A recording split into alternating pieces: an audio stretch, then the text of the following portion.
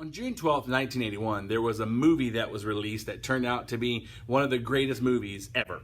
I remember where I was on June 12th, 1981, not born yet. But I've still seen the movie, and I'm a huge fan of it. It was made for a modest $18 million, but after it was all said and done, ranked in nearly $500 million. And it was about the strangest thing, an ancient artifact. And it introduced one of the most popular characters in cinema history. He wore a brown fedora hat, and he had a whip attached to his side. He absolutely hated snakes, and his name was, well, hopefully you guessed, Indiana Jones. And the movie was Raiders of the Lost Ark. Now, if you haven't seen Raiders of the Lost Ark, you need to pause this movie or this video right now and immediately go and watch it. And don't do anything else until you're done, okay? All right, good. Anybody who has watched it knows that, one, Indiana Jones is just cool. And two, the story or the history that the movie talks about is interesting as well. See, they're looking for a box, basically a box covered in gold. And inside that box, well, for the Nazis, it wasn't good news, but in the biblical version of the story, inside the box was the 10 Commandments. And there was Aaron's rod that buds and the manna that God provided for them. It was a marker, a symbol, a reminder of what God was making with them when he made an agreement called a covenant. But before you get to that part, you have to understand how they've gotten to this point, which is what we've been talking about. Remember, God was building a nation, and it began all the way back with Abraham when God promised that he would become a great nation. And then we saw God working through his son Isaac, and that carried through to Jacob, who was the father of the nation of Israel. And then we saw Joseph and how God brought all of Joseph's family to Egypt, and they grew and prospered into a nation of 2 million people. But then things got bad for Israel, and they were enslaved, and then they were forced labor for Egypt, until God called a non-influential murderer with a speech impediment to go and lead Israel out of Egypt.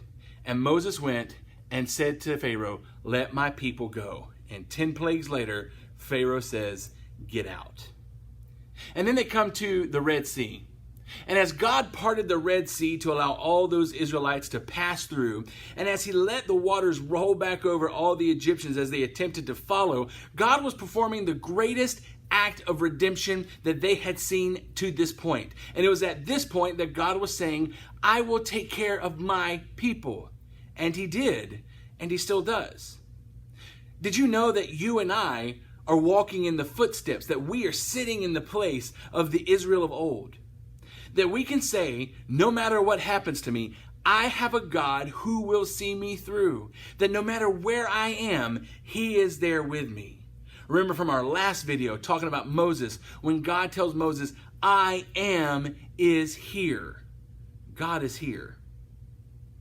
Well, the story could end there, and it would be awesome with the Red Sea parting and killing all the Egyptians. I mean, that would be a cool story. What a way to end a movie, with a great sea being parted and then an entire army drowned as the waters come back together. It's resolution. It's a scene that Hollywood could only dream about. But God wasn't done. See, if God only wanted to be worshiped because of how awesome he is, if he only wanted us to care about amazing things he can do, then he could have been done. But there's more to God. He says, "I'm about to do something that you've never heard of." Wait, we've never heard of the sea being parted and walking on dry ground. Now you're going to start doing something we've never heard of? What is he about to do? Well, he calls Moses up Mount Sinai. Egypt is a memory now. The promised land is before them, but God says, wait. You're not going to go into the promised land by yourself. I want to choose to live with my people. Now, we don't understand how earth-shattering, how big this really was. Because gods don't live with people. Gods don't dwell among us mere mortals. No, they live on Mount Olympus or in some cloudy castle somewhere. And they look down upon us and they judge us. And sometimes they come down to earth, but only when something needs to be done, like judgment or destruction, according to all the legends out there. But what God would come down and live among his creation? Well, that's simple. Our God would. And Israel says, "No way." And God says, "Oh yeah, but not before two things happened." And then he gives them the 10 Commandments. What he's doing with these commandments is bringing holy home. He says, I want holy to live with you. But for that to happen, there have to be a couple of things put in place. The first is holy rules. If we're going to live together, there has to be some rules in place. And after Moses gives Israel all the commandments and explains to them the covenant, it says in Exodus chapter 24, verses 3 through 4, when Moses went and told the people all the Lord's words and laws, they responded with one voice, everything the Lord has said we will do. And Moses then wrote down everything the Lord had said. He got up early the next morning and built an altar at the foot of the mountain and set up 12 stone pillars representing the 12 tribes of Israel. So Israel says, hey, we've seen everything you've done and we're all in. Don't you wish it always worked that way? Do you take this man, take this woman to be your spouse, to love and honor and cherish them? And they say, I do. But how long does it take before you've forgotten the cherish part or the honor part? Over and over again, God's people say to him, I'm in, and then they're not, and then they're out again. But God knows this. As a matter of fact, one of the functions of the 10 Commandments is to make us realize that holiness cannot be achieved simply by following rules, that there has to be something else. But I'm getting ahead of myself. See, God says, I'm moving in, and in order to do so, there must be holy rules. He gives the 10 Commandments because he loves us and is protecting us, but he also gives us these rules because he's not just moving in, he wants to get married. Now, that language might turn you off a little and you might think it's kind of weird, but understand that God is saying, I don't want to just shack up. I don't want to just live together. I don't want to just be roommates. If we're going to live together, then we're going to have a covenant, an agreement, and we're going to have to make this a holy union between you and I. And the funny thing is, Israel thinks that God is moving into their house. When Jennifer and I first got married, we lived with my grandpa for about 6 months. And we knew what we were getting into, and sometimes he would drive us crazy. But we knew that there were rules that were already in place, and we knew what we needed to do to uphold our end. We knew what we had to do we knew what we had to offer to him because we were living in his house.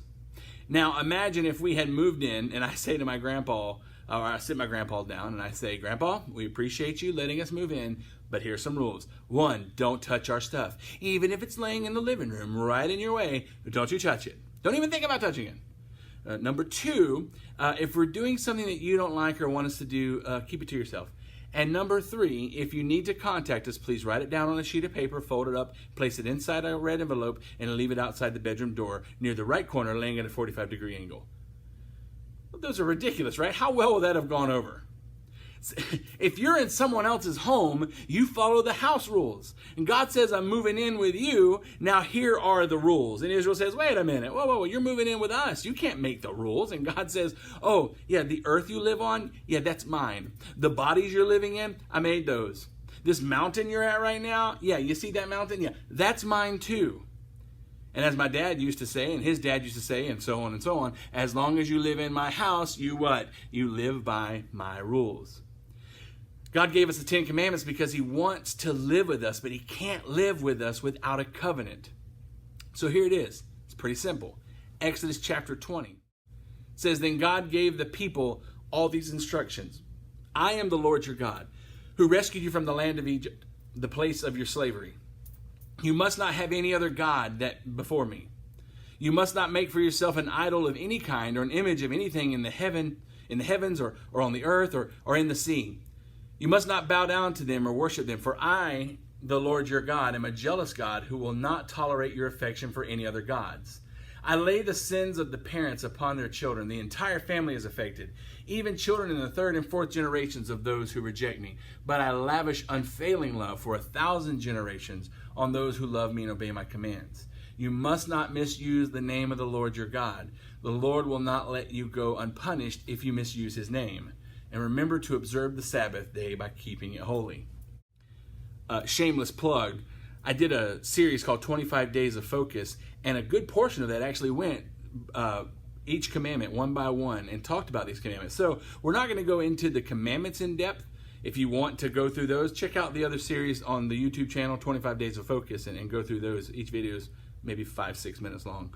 But in this section, we start to see a pattern. Just within these first few verses, there's a pattern. See, in Egypt, there were all kinds of gods. Everything was a god. The sun was a god. The moon was a god. The water was a god. The dog was a god. The frog was a god. The cat was a god. There were all sorts of gods. And God says, there are no other gods besides me. See, the first rule is, if I'm not Lord of all, then I'm not Lord at all. God is an all or nothing kind of God. Just in these first few verses here, what he says is, I am God, don't disrespect me. Don't try to shape me to fit your idea or your needs, and don't forget me. See, that's the Sabbath. The Sabbath was intended to make us stop and say, oh yeah, there is a God. It's a concept that is not really observed anymore. As a matter of fact, we sort of get aggravated at those who do when it intrudes on our wants. For example, I'd never really heard of this fast food restaurant until we moved to Harding. We saw it in the student center and thought, hey, I'll give it a try. Maybe you've heard of it. It's a little place called Chick-fil-A. Yeah, well, when I tried that chicken sandwich for the first time, I was like, whoa, these people know chicken.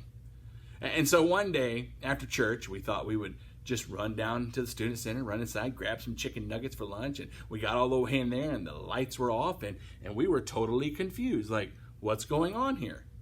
And we were a little frustrated because I wanted some chicken, dadgummit, but no one told us they were closed on Sundays. And it seems like every time I want Chick-fil-A, it's a Sunday. And some people say, why are they closed on Sundays? Well, it's because the owner believes in God. Now, I'm not saying McDonald's and Taco Bell are going to hell, because I do enjoy me some Taco Bell from time to time.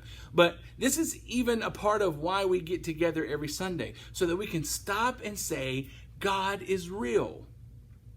When we sing songs, or when we're supposed to be singing, we're supposed to be singing to a God that's real and alive and working. It's easy to see that it's important for us to do that, seeing as how the first 4 are about us and God. And the next 6 commandments are about our relationship with others. It goes on in verse 12 to say, honor your father and mother. Then you will live a long life, a full life in the land the Lord your God is giving you. You must not murder. You must not commit adultery. You must not steal. You must not testify falsely against your neighbor. You must not covet your neighbor's house. You must not covet your neighbor's wife, male or female servant, ox or donkey, or anything else that belongs to your neighbor. Jesus tells us many years later that the greatest commandment is love the Lord your God with all your heart, mind, soul, and strength. And then he says the second is love your neighbor as yourself. He says that summarizes the law and the prophets. Well, both of those summarizes both halves of the 10 commandments. God gets done and says, this is my commandment with you.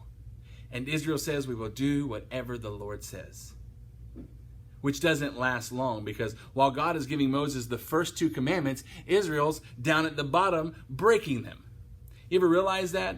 Before they even were given to the people, they were already broken. You remember the story of the golden calf, hopefully. The people start to think that Moses is dead and that God has abandoned them, so they need another God to protect them. So Aaron takes all the gold they had and he melts it down and he makes a golden calf from it. And then they party like it's 1999. Oh, I guess, well, actually, it's about 1445 BC, that is. But God sends Moses down because the people that he had just delivered had already forgotten about him. And sometimes when you want your way right now, you'll trade God in for a cow. That's what Israel did. And we look at them and we say, that's so dumb. I would never do that. Really? Let's don't even go to number 2. Commandment number 1, you'll put nothing else in front of me. How's that going for you lately? Has anything gotten in front of God? Your time, your tongue, your relationships, your finances? See, the 10 Commandments seem so simple and yet so difficult at the same time. That's because rules alone cannot fix it. If rules fix things, then America would be fixed permanently. We look at the law of Moses and we're shocked at how many laws there are. 613 laws. But do you know how many laws there are in this country? No one knows. They can't be counted. Many, many years ago, the number was some 40,000 new laws took effect at the beginning of the year. I'm talking about like 2012. 40,000 new laws took effect. And even more every year. Even more this year. And then some coming in January. There are literally too many laws to count. You know what that makes me realize? We're really bad at law keeping. I mean, think about that. I'm a lawbreaker. You're a lawbreaker. Everybody is a lawbreaker. But God gives them the 10 Commandments and says, now that we have holy rules, I need a holy room. And this is called the Tabernacle.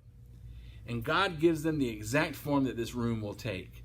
In Exodus chapter 25, verses 8 through 9, it says, how the people of Israel build me a holy sanctuary so that I can live among them. You must build this tabernacle and its furnishings exactly according to the pattern that I will show you. This was basically God's mobile home. He was going to have his holy RV to go on a road trip with Israel that they didn't even know they were going to take yet. And God even tells them where it should go. Now, do you know where his holy room was going to be? Now, see, if I had to pick where God would live, it would be like up on a hill where everyone could look up and just admire and be in awe of God and see God's beautiful dwelling and worship him as the Most High, because that's where we put God. But God doesn't put himself there. He puts himself right in the middle of their camp. And then he tells them how to arrange themselves around his tent. God wanted to be at the center of Israel's life, not on the peripheral. To put it plainly, God doesn't want to live in our garage. He doesn't want the mother-in-law suite or the spare bedroom. He wants to live in the family room where you and I are. But sometimes we tell God, sure, you can move in. We have a room for you right over here, so that we can still do what we want in our room. God, we even got you a TV set up in there so that we can watch what we want to on our TV. We even set you up a little refrigerator in there, God, so that we can have whatever we want to eat and drink in our fridge. But remember, if he's not Lord of all, then he's not Lord at all. So God says we need some holy rules. I need a holy room. And right here in the center of Israel, and Israel says everything the Lord has said we will do, except that they don't. And God tells Moses that he's got to go back down there because they're going crazy and worshiping gold cows. Moses comes down, sees what's going on, and is angry. And he's got these 2 tablets that the 10 Commandments are given on to him by God. And he becomes so angry that he throws them down and shatters them. It's actually quite amazing that Moses is the only person in history to have broken all 10 Commandments at one time. I'm going to let that sit in. Let it sink in. Maybe you'll get it later. Okay, bad joke, whatever.